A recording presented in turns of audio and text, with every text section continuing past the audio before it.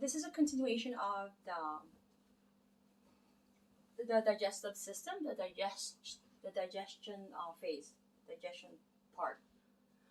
Okay, and I have forgotten to mention at least a pathology of since I was talking about the oral cavity. So people who have some infection with tooth or in the oral, in that how do you call it, in the socket of the gums, usually it's called gingivitis, right? So if they have infection, usually you could see it and then you could smell it because their mouth really have halitosis, like a severe bad breath.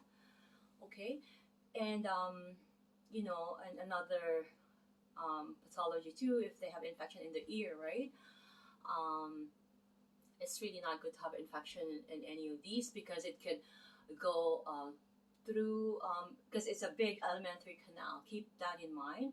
Infection could from the mouth could go anywhere, and it's important that we avoid any infection of the ear, the mouth, the throat. Especially the throat is important, um, because and the sinusitis, because it could go up to the meninges as well. Okay, so I'm just gonna continue with my notes of the digestion part, and I'm gonna be doing another, and I'm gonna add the virus because to this video.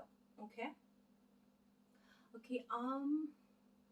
If I can find my notes. So I am going to just be reading this note here about the the oropharynx. Okay, it is lined by a non-keratinizing stratified squamous papal muscles. Okay, um, and I wanted to also um,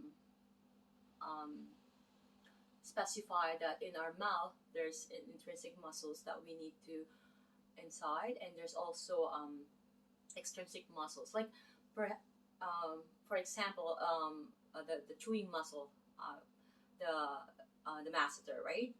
There's superficial and there's deep, right? So if a person is having some TMJ dysfunction, so and they wanted to go see a massage therapist for it, the massage therapist has to go in and wear gloves and go both um, to, let's say, if the masseter is hypertonic, which is usually hypertonic because it's a chewing, this is really forceful muscle, to be honest, right? In the upper area, we have the glute max in the lower area, but this one is really in the face. It's the most powerful. It could cut a finger or biting a finger by just this muscle alone, right? It's really forceful. So having said that, it's always hypertonic. It's always in action. Therefore, that's hypertonic. So if we need to release that, my point, we have to go in, okay? With gloves, we have to wear proper, protective equipment intended for any oral um, massages. Okay. Okay. So going back, so the oropharynx extends from the palate down to the hyoid bone. Okay, and we have also mentioned about the tonsils that um, there's that lingual, the